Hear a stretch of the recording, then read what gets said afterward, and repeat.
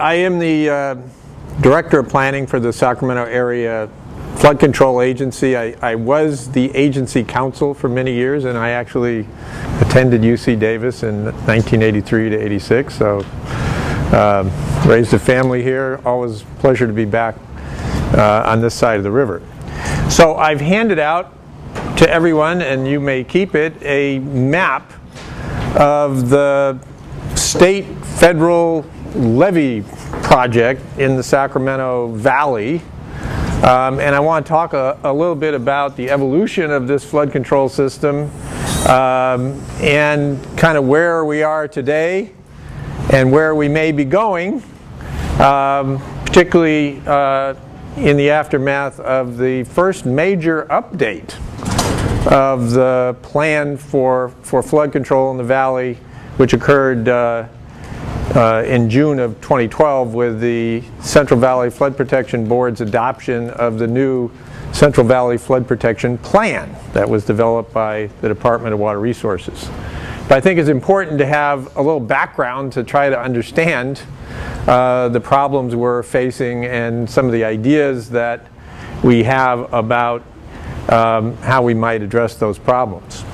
So the first thing to notice, obviously, is this is a incredibly vast, complex system. All those red lines on the map are levees, and they're all part of a commonly administered system administered by the state of California through the Central Valley, now called the Central Valley Flood Protection Board, with sort of joint jurisdiction with the Army Corps of Engineers.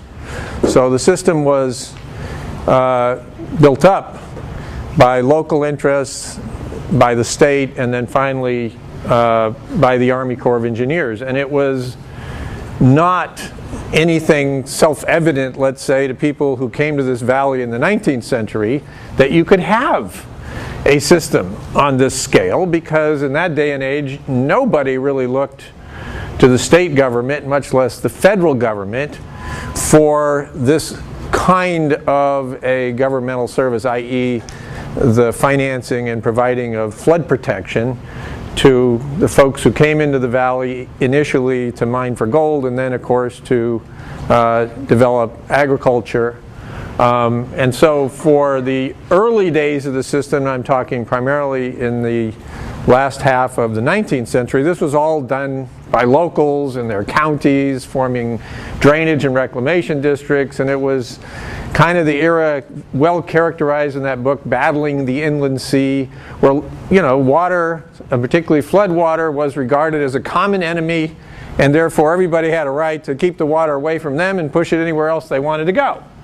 And so we had a very long, protracted period lasting really from the time people came in the 1850s and 60s on into the first part of the 20th century, where there really was no overall coordination of flood control planning, and it was really every community for themselves.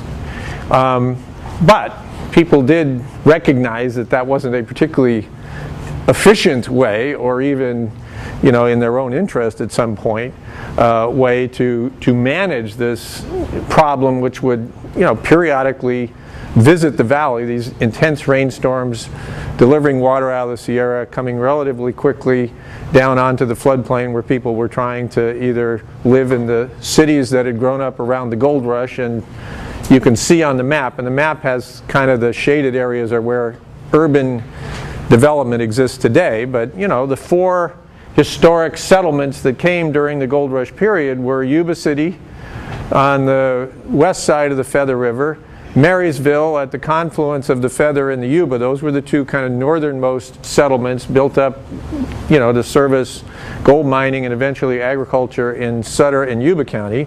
And then down in our area, Sacramento on the east side of the river, and West Sacramento, or it started out as the town of Washington, but West Sacramento on the west side of the river. And those were the four kind of historic settlements, and they remain today the principal concentrations of urban development in the valley that are at relatively low elevation and rely on levees for their protection. Otherwise, it's mostly very large agricultural districts some of which, like Natomas north of Sacramento and Reclamation District 784 or Plumas Lakes south of Marysville, have now themselves become a focus of subdivision and development in the modern day. But mostly the urban settlements are kind of where they started. They've just gotten bigger and have become ever more reliant on this flood control system for protection. In any case, the notion that the state and possibly even the federal government could play a role in building up the system was novel and revolutionary in 20th century California. And it really took the progressive era of the early 20th century in the 1900s and under the governorship of Hiram Johnson for the progressives in California to say, you know, this is something that needs to be done. We need to foster the economic development of the Sacramento Valley, the agriculture therein, and the cities that live there. And that takes a coherent, systematic approach to managing floodwaters in the Sacramento Valley. And that's not anything that can well be done by these competing localities. And therefore, it makes sense for the state to step up and begin to take responsibility for organizing, planning, and maintaining the system on a large scale. And for no other reason that one of the insights, and locals had this insight in some cases more than flood planners, was when these big floods hit the valley, in the upper part of the valley, the Feather and the Sacramento River, very hard to keep those flood flows confined to a leveed channel, because the amount of the runoff, and we're really think about it as, you know, your commute time, you know, between 7 and 9 a.m. and 4 to 6 p.m. Everybody's on the freeway and there just don't seem to be enough lanes. Now if you just would come throughout the day, everybody'd go, oh, there's no problem. But it's not the way we live, and that's not the way floods happen. So floods happen in our valley as peak discharges, and the measuring stick for those peak discharges is typically the volume over 72 hours, and the volume over 72 hours can be very large. Large enough that it was very difficult to keep flood flows confined to leveed channels. And so the idea of allowing these floods to kind of seek their historic floodplains was a key insight for building up the notion of this more systematically organized and maintained system. And that's what gave rise to those big blue areas there, which are the bypass systems. Not so much the one on the bottom, that's the Feather River, and even in the Feather River the levees were actually set back quite a bit. But I'm talking about the Sutter bypass, and then in particular the Yola bypass, which can be thought of as sort of common areas for the system. And so the question was, well, who would build and maintain these common areas, and who would take responsibility? And that's really where the notion that the state, you know, in the progressive era felt it appropriate to step up and do that. But it didn't happen quickly or easily, and in fact it took two large floods in 1907 and 1909 to be the sort of final impetus for the state to say, all right, we need to get going. We need to kind of build the system that you're looking at up there eventually. And that occurred initially with the legislature adopting a plan for controlling floods in the Sacramento Valley in 1911. The Corps was not far behind. The Corps' hindrance was in federal jurisprudence and practice. The federal government really only had a mission of navigation. Okay, because in that day and age we didn't allow the federal government. It seems like we may be returning to yesteryear, but you know, in yesteryear we didn't allow the federal government to do a whole lot of things, but one of them was plan for and facilitate interstate commerce and navigation. So the Corps came to the Sacramento Valley to help with navigation, and the navigation problem was, as I said, you had these historic communities, Sacramento, West Sacramento, Marysville, Yuba City, living on the river and dependent on the river for commerce, because the roads through the valley in that day were very poor.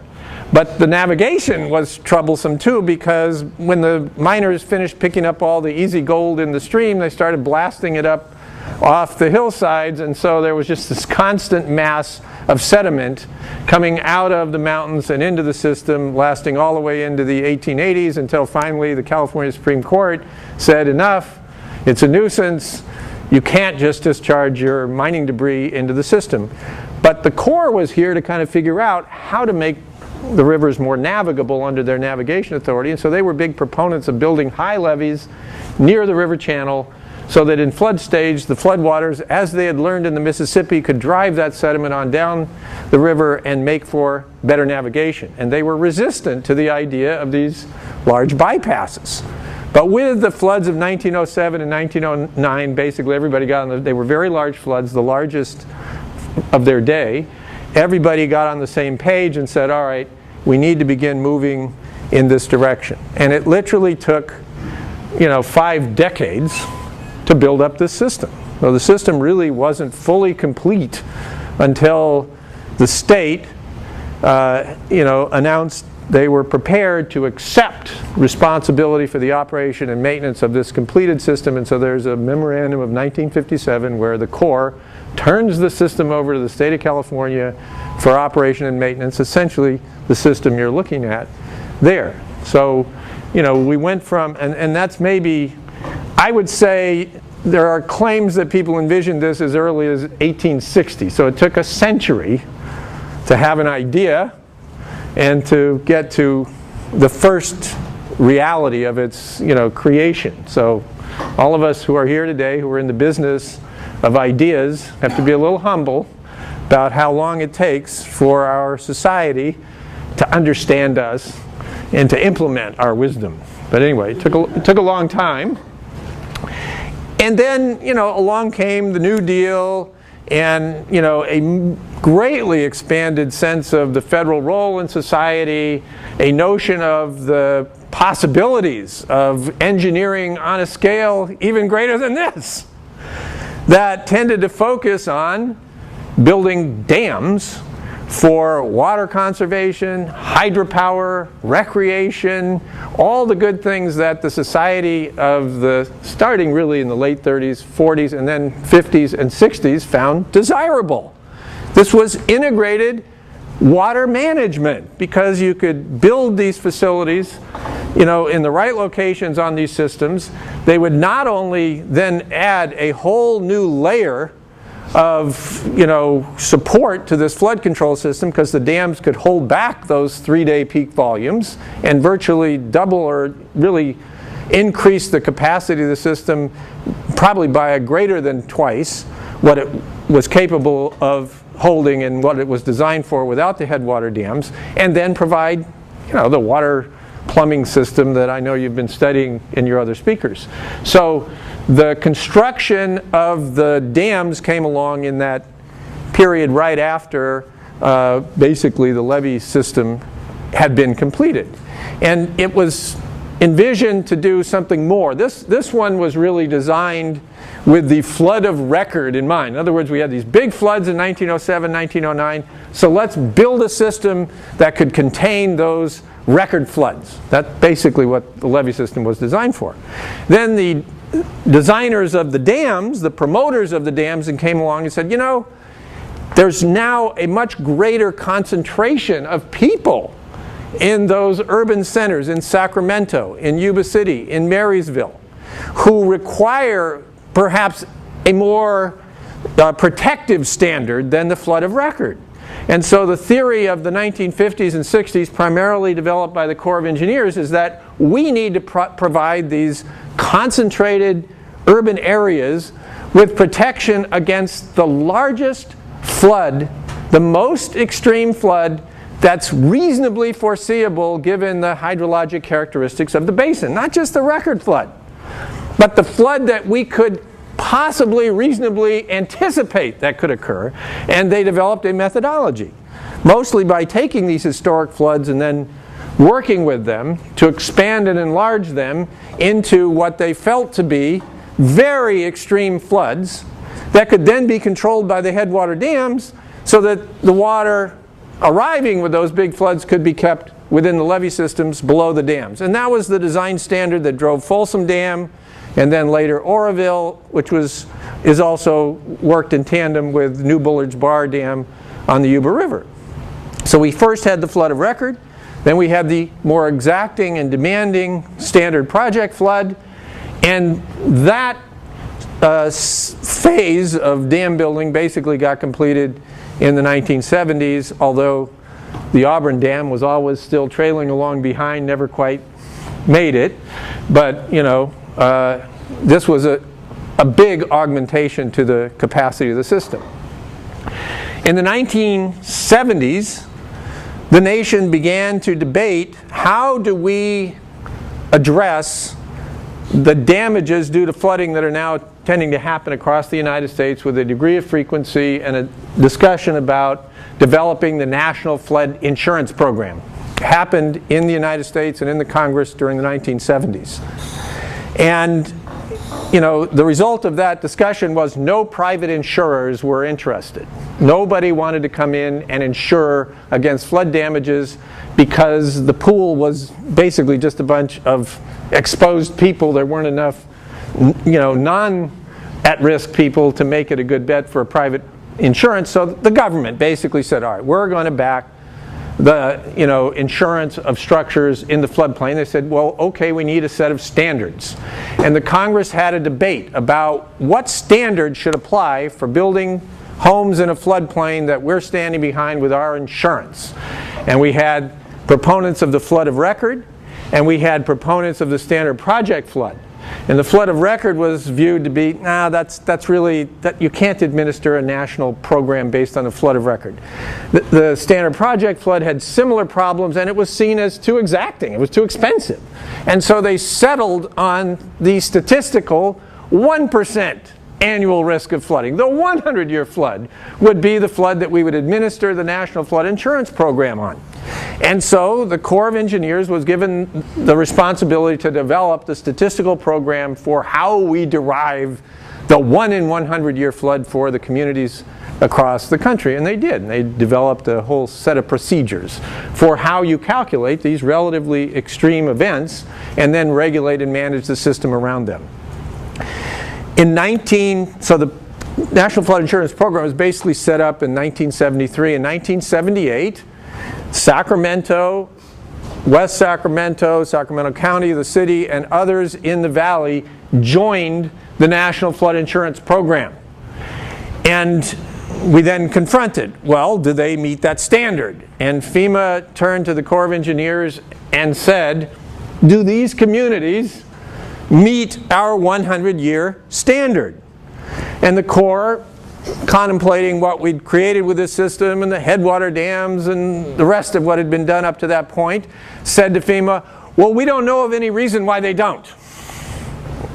Well, okay, that's good enough. So basically, all the communities in the valley came into the National Flood Insurance Program in the late 70s with zone designations of B, moderate risk of flooding, or in some cases C, minimal risk of flooding. And that really permitted the development of the 1970s and 80s to go forward without any National Flood Insurance Program constraints or complications. Then came the record flood of 1986.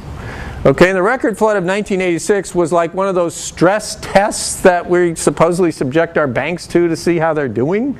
But this was actually a physical stress test because it was the first one that we'd had since the whole system had been put together, including the headwater dams, to see how would this system respond. And while we didn't have huge catastrophic flooding, we had some flooding. And we had some very distressed levees, and we did have flooding along the south levee of the Yuba River, failed into the towns of Olivehurst and Linda up in Yuba County, and that became the Paterno case that I'll talk about a little later. But Sacramento, we kind of skimmed by, okay? And to give you a sense of what was happening in the city of Sacramento in 1986, this whole system was really developed by the state and the federal government, and local government really, in the modern day, had very little to do with this flood control system. and very little connection to it. And so even though we built a city in a levee-protected floodplain, you cannot find any discussion of the challenges, complications, or anything else related to developing an urban city in the levee-protected floodplain. If you look at any of the documents from the city in, say, the 1970s or 80s, or even after we had CEQA in place, and no analysis of flood risk, because it was, I think we're okay. Aren't we okay? Yeah, we're okay. They said we're okay. The state and the federal government are in charge. What do we got to do with that? Okay, and so when the 1986 flood came, here's the city going, wow, how's it look out there? And I was in this, I came to the city 2 years later, but the public works director, Mel Johnson, is calling back to the city manager, Mel Slipe, and he's walking the levee on the Natomas East Main Drain on the east side of Natomas. And, Walt, the water's right up at the top. What do you want to do? Well, I'm not sure. Keep me posted. There was nothing. Okay? No plan, nothing. It was as though, people would have come from another planet and say, let me get this straight. You built the city in a deep floodplain protected by levees, and you got no idea what to do when a flood comes along? I mean, that was literally the local awareness, because, we're taken care of, right? Yeah, as far as I know, we're taken care of. But since 1986, now what did actually happen is that we found the levees in the Natomas area in particular, and down along the Sacramento River, which had been made from the sediment that had been washed and continues to wash through the system. They're pretty sandy, those levees. And when the water was up against them for a long period of time, as it was in 1986, they began to, seep water through the levees. And in Natomas, where the levees had basically been built with these, fantastic story, but I mean these big suction dredge machines that just suck the sand up off the bottom of the river into a trench that they had cut along the Sacramento River, and then they take the dirt when they're finished and kind of make a burrito. Okay, and so the water got so supersaturated in the levee that the landside part of the burrito started failing, and the water going through, and the levee was about to fail. And we came very close in Natomas to losing the levee on the Sacramento River. The pocket levee was under a fair amount of duress, and we had to make releases from Folsom Dam that were, higher than was considered the safe level of release. The system was set up to release 115,000 cubic feet per second. We had to release 134, and that's why Mel Johnson was going, geez, the water's 6 inches from the top. We nearly had levee overtopping and failure. So after 1986, my agency was created, as were other local agencies around the valley, and we commenced to work with the state of California and the Corps of Engineers to evaluate what had just happened here and to formulate, plans of improvement. And the main conclusion that was drawn is that you need to stabilize these embankments, the sandy embankments, in Natomas and in the pocket area and some other places around the valley, and that was basically done by putting these cutoff walls, not down through the foundation of the levee, but at least through the levee itself, to kind of stabilize it so the water couldn't go through and pull the material out on the other end, or in some cases building seepage berms on the land side to stabilize them and raise levees, and in our case over in Sacramento, build another dam upstream of Folsom at the old Auburn Dam site. But due to the controversy around the multi-purpose Auburn, just make it a flood control dam, and we'll decide later whether it will ever hold water permanently. But the point I want to make about that is we had to debate standards. Okay, and there was general agreement that the 100-year standard, which we had kind of organized our life around, was really not an adequate standard. Thinking back to the old standard project flood notion that, concentrations of people with a high potential for loss of life and extensive property damage, you need something more than the minimum 100-year standard. But the Corps had become deeply embedded in statistics and had abandoned the old, provide protection against the most extreme flood that we might reasonably, expect to occur. And they had gone to a more statistical program that said, in effect, provide the level of flood protection that provides the optimum economic benefit So it was kind of an economic benefit analysis, and in Sacramento you could generate a fairly high level of benefit because we had a lot of people here. Okay, and so the National Economic Development Plan was sort of the federal approach to setting standards for federal investment, and that well justified building an Auburn Dam. We in SAFCA, working with the state of California, kind of, we didn't agree that national economic development was the way to look at flood control because we were still more public safety based. And so we sort of developed this notion of provide a high level of flood protection for urban areas like Sacramento, at least 1 in 200 year flood protection. That is where this 1 in 200 thing came from. It was a pragmatic response by us in the state to try to reach back to that old public safety standard, and the standard project flood was typically said to be 1 in 200 to 1 in 500. That's the kind of flood protection that urban areas ought to have. So we evolved in 1990 this notion of provide urban areas with 1 in 200 year flood protection. And that has now become deeply embedded in the planning of the system as we're going forward.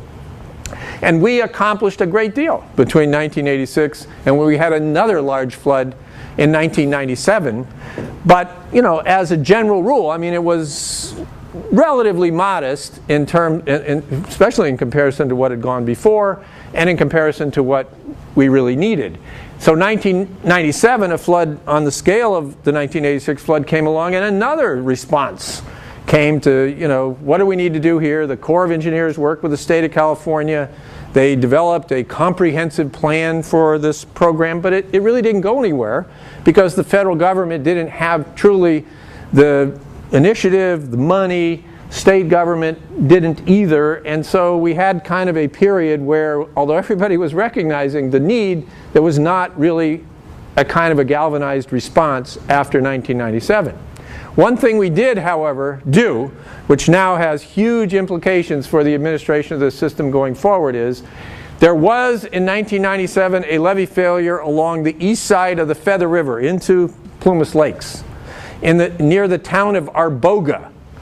And that levee failure was thought to have resulted from water going beneath the levee and pushing material beneath the foundation of the levee, bringing the material to the surface on the land side of the levee and pushing that material up and out of the foundation, creating voids beneath the levee and causing the levee to fail due to underseepage.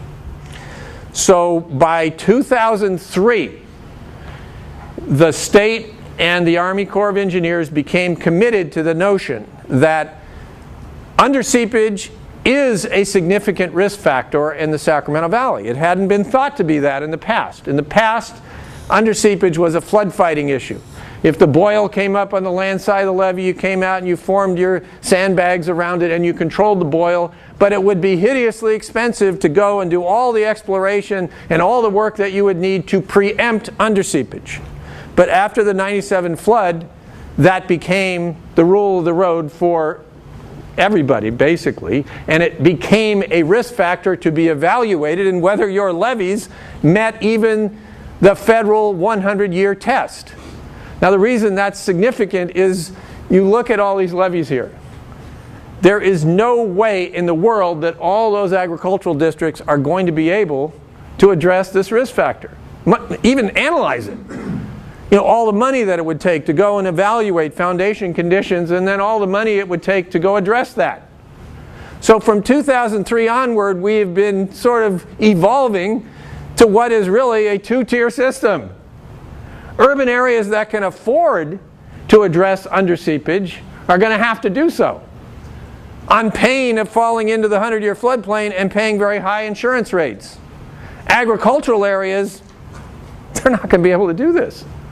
And they are not going to be able to achieve that higher standard of flood protection. And they are now going to have to deal with the fate of how are they going to be regulated within the National Flood Insurance Program. And the small communities that dot the agricultural landscape, Knights Landing, Clarksburg, Gridley, collections of 200 or 300 homes, okay? Well, it's thought at least at the state level, that maybe we should have a special program for protecting those small communities. Not necessarily the entire basin they live in, but maybe with compartment levees or other structures that might afford some relief to the generally not well-off people who live in these small communities and who will be horribly oppressed if they have to live in a 100-year regulated floodplain with insurance and no building and all the rest of it.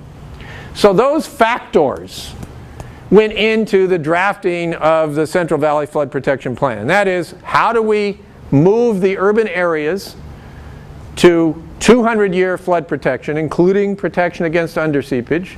What do we do with rural levees throughout the valleys that are not going to meet that standard? And how do we address the small communities that dot the rural landscape? And that's really the essence of what the Central Valley Flood Protection Plan says, is that we now have, I guess you could call it a three-tier system: urban area flood protection, protection for these small communities, which is a new idea and we don't really have a lot of examples of it, and then essentially continue with the protection that the rural areas have historically had, with some focus on repairing the most egregious issues and problems they have in their system. And so we are now beginning to work out, okay, how does that work? The other part of the Central Valley Plan was to not exclusively focus on the protections needed in the urban areas, but also to think about what could we do to provide more system capacity. Are there opportunities here to widen the bypass systems and to allow the flood control program, the project, to convey higher, more extreme floods through the system safely? Those are somewhat controversial, okay, and difficult because they don't always impart protections immediately to the urban area. They make the system as a whole function better, but we're having a discussion, let's say, between us and DWR about how to prioritize between investing in these system improvements and investing in improvements to the urban area. Now, there are obviously environmental consequences. The environment does a lot better with the system improvements because it creates room to reestablish historic floodplain habitats, as we've been doing and discussing in the Yola Bypass, as could be done in the Sutter Bypass or down in San Joaquin in the, the Paradise Cut bypass down there. And the environmental interests are very, anxious to see the system improvements be given more weight and more investment. In the urban area, we're struggling to meet our minimum 100-year and 200-year requirements because there are penalties now, and have been, but in the system for not meeting those thresholds. If you don't provide 100-year flood protection to your community, you can be facing very high insurance rates. You face land use restrictions and moratoriums.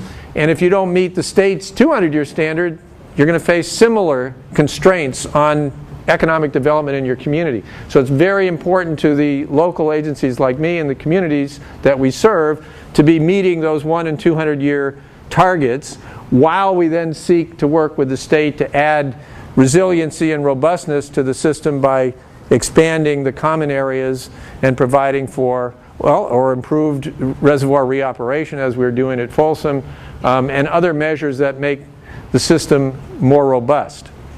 So what you will see in the next 5 to 7 years is a working out of this debate and discussion, primarily between us and the Department of Water Resources, which the voters of California, we thank you, in 2006 provided $4.7 billion for the state to work with in addressing the improvements to the system. About half of that, or maybe slightly more, is gone, but about half is left. And so over the next 5 to 7 years, we're going to be discussing what do we do with what's left. It has to be matched at the local level by property-based assessments that we raise.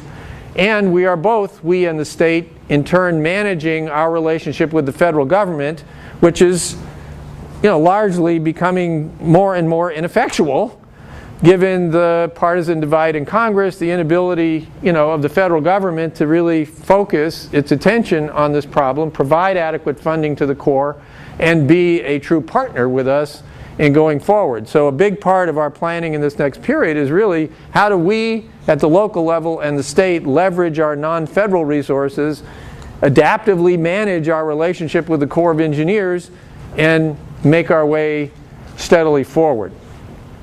So maybe I'll stop. I'll take some questions. I've been kind of on a rant here, but I hope I've stimulated maybe a little bit of thought and thinking. I could also, I know you've been talking about, water issues, water quality issues. There is an interest in DWR, and there'll be a big conference actually in April, where DWR is attempting to get more integrated thinking about how does what I've just been talking about in terms of improving the flood control system relate to improvements of the water system, of the environment affected by the flood and water systems, and of water quality oriented watershed type planning that's been going on in the integrated regional water management program. So really there are those three programs: integrated regional water management, which tends to happen sort of upstream of the floodplain down in the valley, and then the BDCP, the Bay Delta Conservation Plan, that could complement the CVFPP flood control plan. So DWR is really trying to think about, are there opportunities as we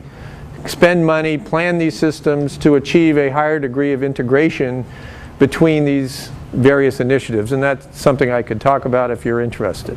So I will stop. Yes. Oh.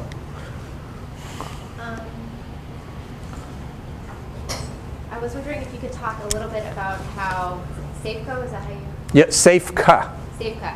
How SAFECA collaborates with SACOG during the blueprint planning process and the SCS planning process. And then also, I was reading recently that 18 levees were recently completed. The infrastructure was rebuilt in the Natomas Basin. I was wondering if you could kind of point to where that is and what 24 were left that we're still needing. Right. So in 2006, SAFECA wrote a white paper which basically laid out the elements that got incorporated into the Central Valley Flood Protection Plan, what I described, high level of protection for the urban areas, protection for the small communities, and historic protection for the rural areas. We went over to talk to SACOG to be sure, because that's kind of consistent with SACOG's view. SACOG is trying to concentrate infrastructure. Now their jurisdiction is roads and transportation, but they're trying to concentrate urban infrastructure in a smaller footprint. Now their goal is to have the same number of people living on half as many acres as we had in the prior period. So they're very interested in flood control planning that could be compatible with beginning to concentrate urban development in its existing areas and beginning to move away from the idea of spilling it over into the Plumas Lakes and the Thomases and other basins. Now the state plan has gone a long way to doing that, because if you cannot demonstrate your capability to provide 200-year flood protection in a leveed area, including underseepage, you're not going to be able to subdivide. And that means that huge swaths of this area here are not going to be able to develop. And SACOG is consistent with that. And so when we looked at our plan and the blueprint, we weren't so far away in terms of where they envisioned the development occurring, and we thought it could be feasible under these new constraints. And SACOG actually endorsed our SAFECA white paper in 2006, and that helped the legislature to adopt SB 5, which was pretty much along those lines, and then got translated into the Central Valley Flood Protection Plan. There has been increased development. Okay, so now let's talk about Natomas. Natomas is that big basin right there. I don't have a pointer or something, but does everybody know where Natomas is? It's. Do we have something? Yeah, right there. Okay. Now, it's 53,000 acres. It's huge. It was a product of that earlier period. It was built in 1912 to 1914 by a private company. The private company bought 75% of the acreage in Natomas for $1 an acre. And then it was a huge gold dredging company. And then it took its dredging machines and its capital and its experienced labor, and it went in and it put the suction dredge to work, in the Sacramento River, and it had its bucket excavators digging the drainage canals and piling up the levees, and they basically built the Natomas Basin and the one just to the north, Reclamation District 1001, and then went out to promote it as, hey, come and live in Sacramento. You could be a yeoman farmer on 80 acres right near downtown Sacramento. It's great. And you can see advertisements from that period, and it was a real estate development. Now, it turned out people weren't quite as enamored with farming, and they went to bigger acreages, and finally they sold out all their land, I think, in the 1950s. But that basin functions in a particular way in relation to the system, okay? Because you can see the basin is just downstream at its upper end, just on the other end of the Fremont Weir. Okay, and so when water comes out of the Sacramento Feather system and out of the Sutter Bypass, you want it to go over the Fremont Weir and into the Yola Bypass. The flow split is around 85% into the Yola Bypass and about 15% into the Sacramento River Channel.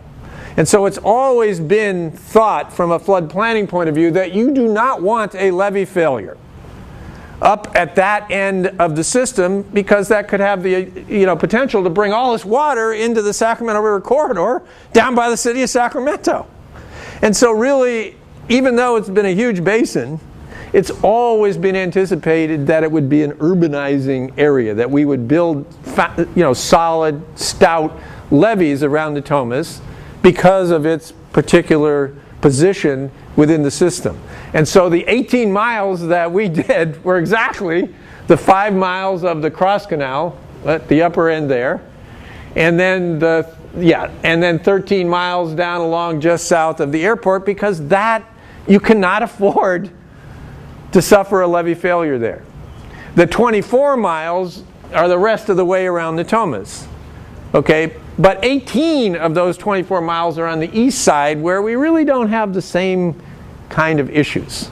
In the lower east side, you can see Dry Creek and Arcade Creek come in, and the American River has an influence there, and that's an area where you could have a problem. But once you get upstream of Dry Creek along that entire east side of Natomas, we're really not at such great risk.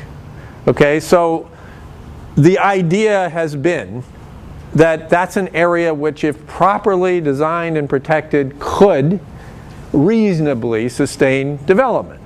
Okay, and what we believe, because I don't know if anybody's been out there, if you have, you could go drive the Garden Highway one day and you see the levee that we built. It's massive. So we did a hydraulic analysis, and we took the 500-year flood centered in the Sacramento Feather River, and we ran it through the system. And where it overtopped rural levees, which it did by a matter of a foot or two, we allowed those levees to fail and the water go out, which we think that would probably happen. And when we got all the way down to Natomas, the 500-year flood elevation was 4 feet below the top of the levee we've built. So we really built this massive thing at the bottom of the system that has just incidental floodplain storage above it, because those are the ag areas that can't do the underseepage, that will not be able to meet the urban standard, and that while not designed to flood, that's just the system we've inherited. And therefore Natomas is in a relatively advantageous position on the Sac Feather River, and similarly on the American River, because on the American River you have to get a large discharge out of Folsom all the way down to the bottom if you're going to get it into the Natomas Basin. And as you might imagine, some of you have probably been over to Sac State and looked across the levee and gone, man, this thing is not that wide here. Because we built the levee to protect Compass Commons in the 1950s, and it's very narrow there. So you have a nice wide, unlevied floodplain above, and then it becomes an hourglass to get by Sac State until you get down to the bottom where the Natomas Company did their work, and the city insisted that they put the levee far back on the north side. So it's not clear that you could get a massive amount of water down to the bottom to hit Natomas, even on the American River. So while everyone can debate the wisdom, because it is a deep basin, okay, I mean there are 20-foot flood depths if you get the Sac Feather going in there. Not necessarily the American, but if you get the Sac Feather going into Natomas, you can have very deep depths. But we're kind of working our way to a point where the likelihood of that occurring is becoming less and less. Yes, sir.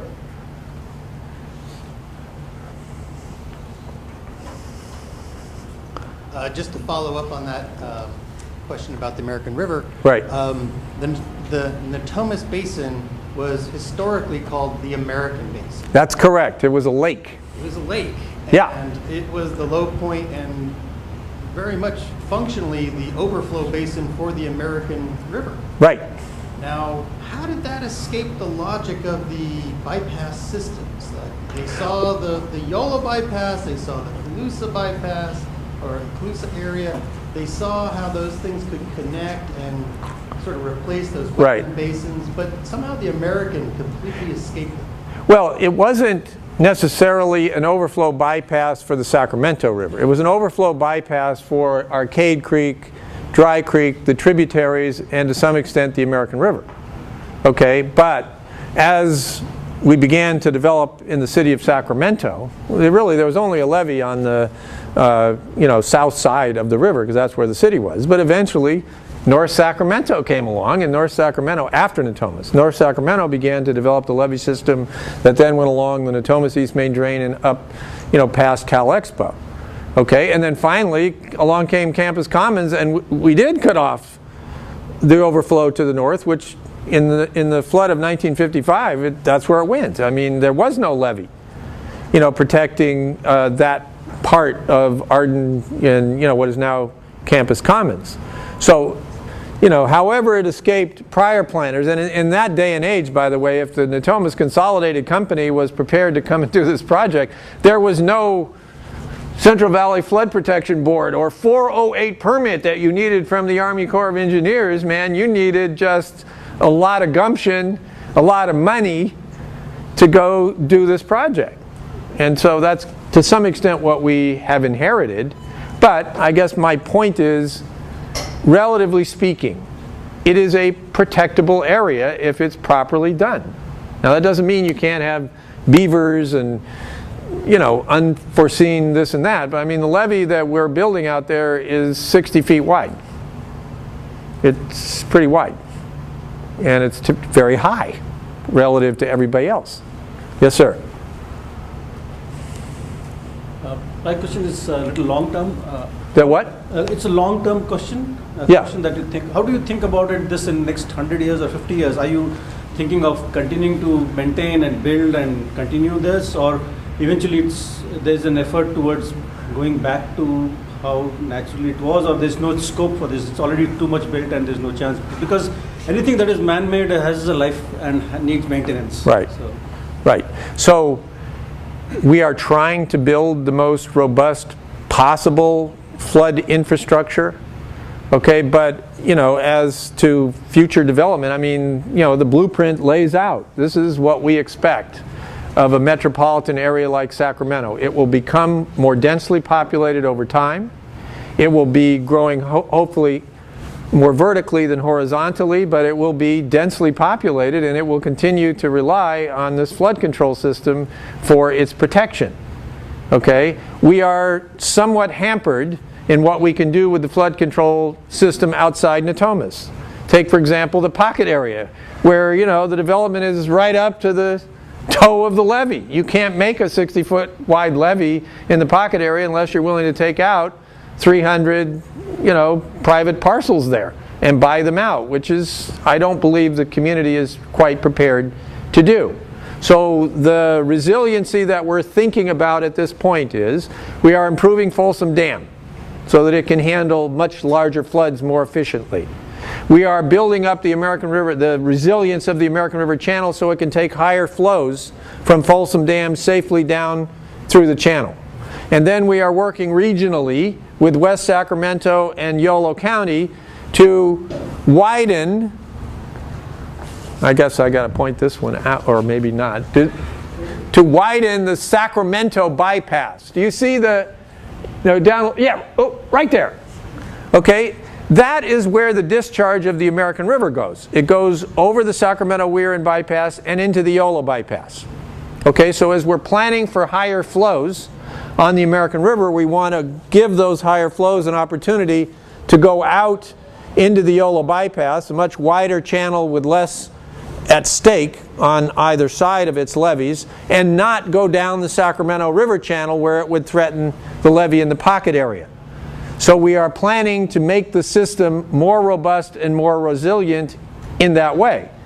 And just to give you an example, I said the largest floods of record going all the way back to 1862, where we have empirical data on the size of that flood, and it's thought that the 1862 flood in the American River was on an order of magnitude similar to 1986 and 1997. So now we have 60 years. Okay, the flood that we are planning for here is 50% larger than 1862, 1986, and 1997. Now, 50%, that is a significant increase. We, meanwhile, I was saying earlier, we have a colleague here at Davis, Lev Kavis. I don't know exactly what department he is in. Civil. So Lev is in the business of studying the physics of rainfall and convection. And so he is working with international climatological models to kind of figure out how big can a Pineapple Express be. Okay, it's hearkening back to what is the largest, most extreme flood that's reasonably foreseeable that could come to your basin. And that's what he's studying. We're hoping to bring together his work and the work we're doing on, with the Corps, more statistically oriented, to show that with the improvements that we are implementing, that we can handle a very extreme flood on the American River within the tolerance of our levee system. Now, whether that holds up for another 160 years or not, we don't know, because some people would say, gee, looks like you got a trend toward more extreme floods, or it looks like global warming could be a problem. Global warming, so far, people aren't saying necessarily will make the floods more extreme, but they will alter the rain-snow balance and make it harder for our cooperative operation of Folsom to work effectively. But I don't think we've yet come to the conclusion that global warming will make the 3-day volume more extreme. So, we are thinking 100 years out, but it's not easy to see what could nature deliver? Yes, sir. Two questions. What's the role of the Extreme Precipitation Symposium every 2 years? And also, when there's high water, who's managing it or controlling the... So we have had what is known as the Weather Symposium, or the Extreme Precipitation Symposium, many of them held at Davis since 1994, and they're organized by a volunteer, Gary Estes. Now here's a great lesson in American civics. A citizen of the city of Auburn has taken it upon himself to engage the mighty Corps, the Department of Water Resources, and SAFCA and everybody else, and to get them to think more coherently about extreme floods. Now, Gary's point was he was part of a group of people who in the 1980s thought that this whole thing with Auburn Dam is overblown. That if you properly designed and managed Folsom Dam and the levee system downstream, you could plan for 100 years. You didn't need the Auburn Dam to handle extreme floods. And part of their theory was that if we physically modified Folsom so that it could release water more efficiently, and if we prepared our downstream levee system to handle higher releases more safely, and if we implemented weather forecasting, then we could accomplish the goal of handling very extreme floods with the improved infrastructure that we have, without necessarily the benefit of building a new and what they thought to be destructive or wasteful facility in Auburn. So Gary's thesis, and it's borne out. We've done an incredible amount of work through the Extreme Weather Symposium in pushing the National Weather Service, and in turn the Corps of Engineers and Department of Water Resources, to think, in our circumstance, where you modify the Folsom Dam so it becomes a more efficient tool Okay, if you put your sentinels out to look for Godzilla, the monster storm that we're worried about, that you ought to be able to get indicators or signals of Godzilla's arrival before he actually steps right on you. And if you do, you can start reacting to Godzilla and clearing the way to safely pass him by. That was their theory, because up to the time when we started the Weather Symposium, the idea was, no, until I see Godzilla, I don't know for sure he's coming. And so the reservoir operators would, just say, no, we operate based on the inflow that we measure to the reservoir. And for 18 years, Gary's been trying to say, no, you need to develop the tools and the technology to anticipate, because in 24 to 48 or certainly 72 hours, we can evacuate an enormous amount of water out of the dam to create empty space for these extreme events. It just means you have to be ready, prepared, and institutionally okay with the idea of operating on a forecast. Even though you could, nobody believes that Godzilla is going to sneak up on you and nobody saw him. Okay, nobody believes that. Okay, that you missed Godzilla. People do believe, and we argue all the time, whether Godzilla is this sort of ponderous monster that doesn't move so quickly, or whether it's like the hose with the nozzle on it. The thing moved up to the Feather River, and you had a false positive. Okay, we have that argument all the time, but so you have a false positive. Better that you had a false positive than the monster actually got you. And so that's where, another answer to your question, we are evolving toward a more technically based rapid response system in the American River to handle these things. Another thing that's happening you might be interested in, although it's centered in the University of California, Berkeley and the University of California, Merced, but there is a group of scientists who's gotten an NSF grant to go and study the potential for the watershed, and particularly the snowpack, to absorb rainfall and thus diminish the amount that actually reaches the reservoir. And they believe that with better instrumentation and modern day technology, that we actually could have real-time monitoring of the infiltration capacity of the watershed, which in some floods could account for as much as 100 or 200,000 acre-feet of storage, which would definitely affect our responsiveness to these big storms. So that's another area of technical development, is to get better at understanding how the watershed might respond to extreme rainfall, on a real-time basis, that then you can gauge your reservoir response too. So there's quite a bit of new technology coming online here that I'm going to guess over the next 10 or 20 or 30 years is going to make the system much more responsive. Yes? Yeah, well, get you some exercise here. I wanted to ask. And so they would set their premium rates based on 3 to 4 billion a year of claims, and they could cover them. Well, then along came Katrina, it was like 16 billion, and they didn't have it. Okay, and so they had to go to the Treasury to borrow the 16 billion. And now they're in debt to the Treasury, and now they've had a little more debt come in from Sandy. So the Congress is looking at this and going, well, man, you got to get your program to be more actuarially based. Okay, and so FEMA is now faced with this challenge, and the Flood Insurance Renewal Act of 2012 is basically setting them on this course to say, you can't base the flood insurance premiums on your historic claims. You have to base it on the actual risk of that particular structure that you're insuring. And that can be extremely expensive.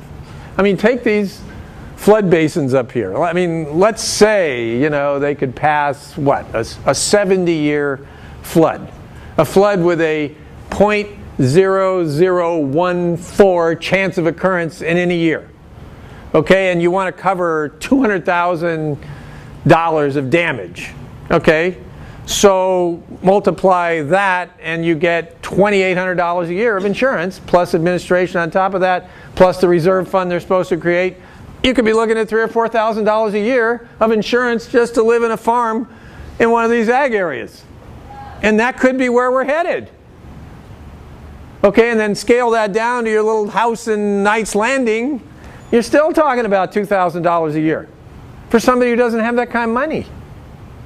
And while we are probably going to be able to protect ourselves in Sacramento sufficiently to at least not be required to buy flood insurance, or even now FEMA is actually considering requiring it in residual floodplains beyond 100-year, where the risk starts to get lower.